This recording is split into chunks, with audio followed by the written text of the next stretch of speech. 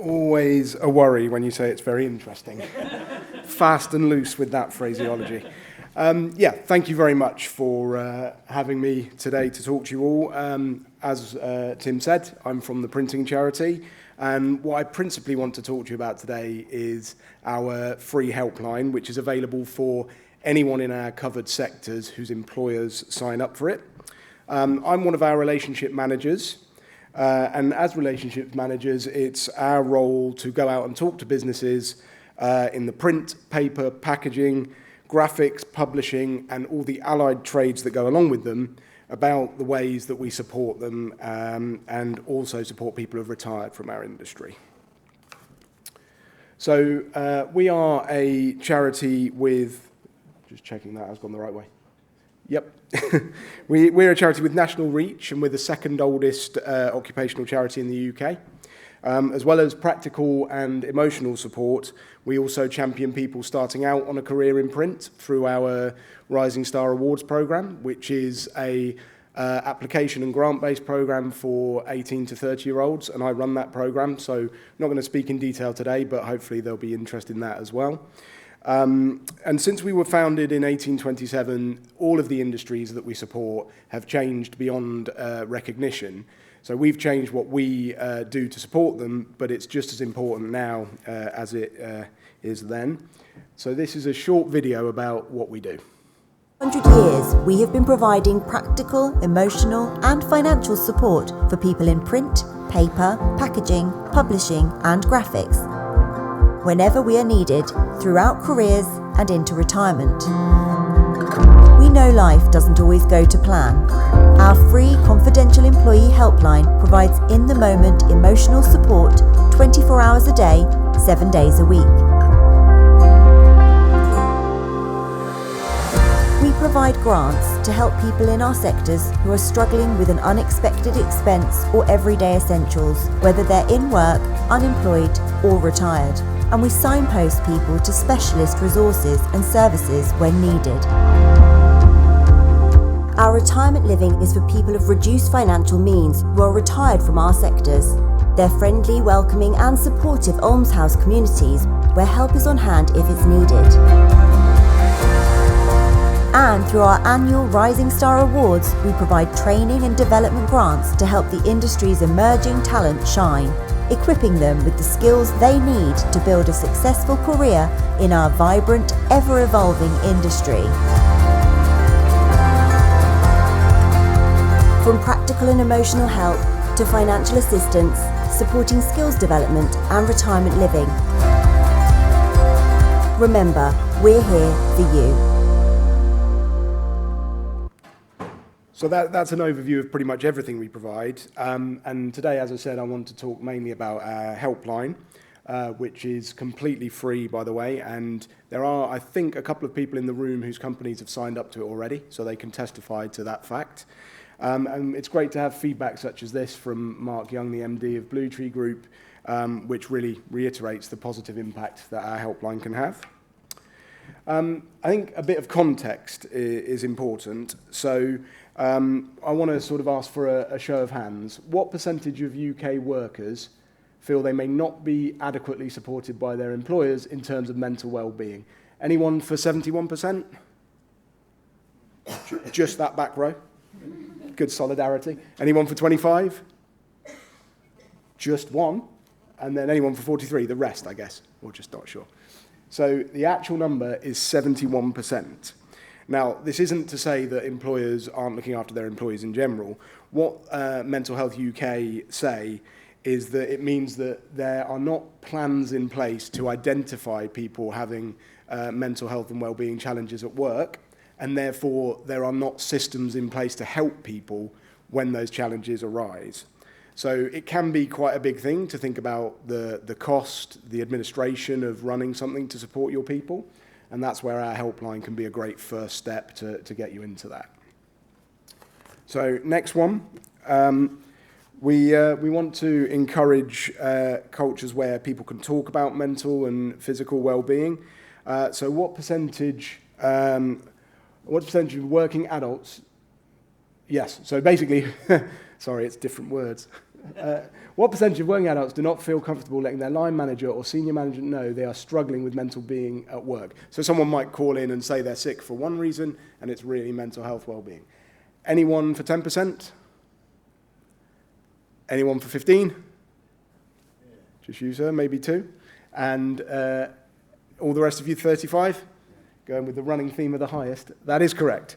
So just more than a third of people who call in when it is a mental health situation give another reason. So we want to encourage more conversations about mental health and well-being to hopefully bring that number down and get better support for people. And having our helpline in place can encourage those conversations because there's clearly signposted help there and it's not a taboo anymore. So final question. We all have probably felt that mental health and well-being impacts productivity. So how many lost working days do you think poor mental health is responsible for in the UK? 10 million? 72 million? 25 million. Split between the last two, but it is 72 million.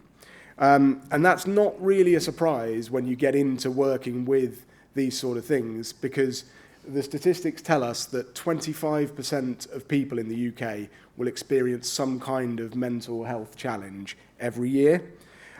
So we think that creating a openness and creating a culture of support can be beneficial for business as well, getting those people back up and supported.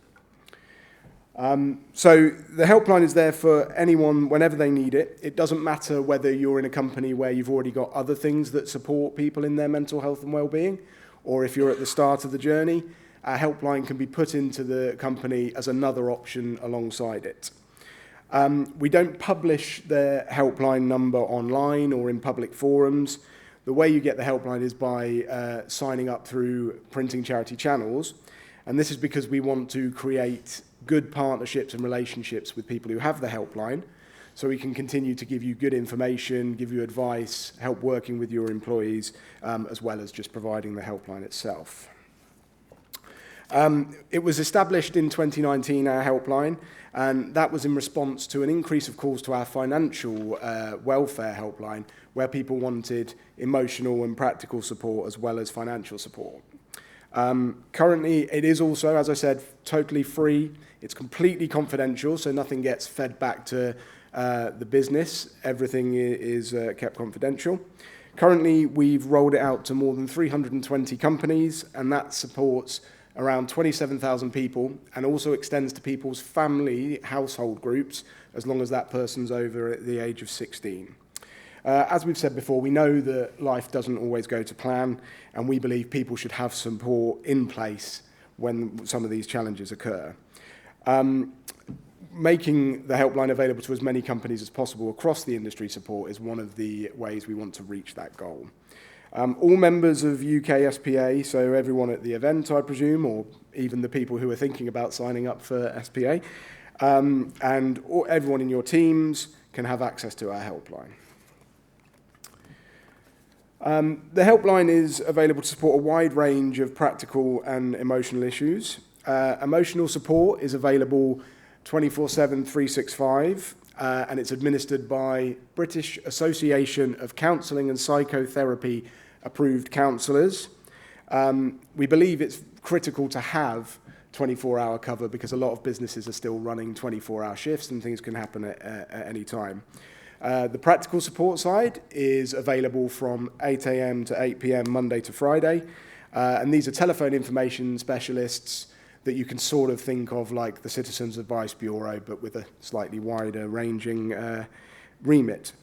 Last year, the three most frequent reasons for calling the emotional support line were general emotional help, relationships and family, and redundancy and changes in the workplace. And in terms of practical support, calls were about legal information, where you would find emotional support options, and again, employment. What I really want to emphasize is that there is no list of why people should call.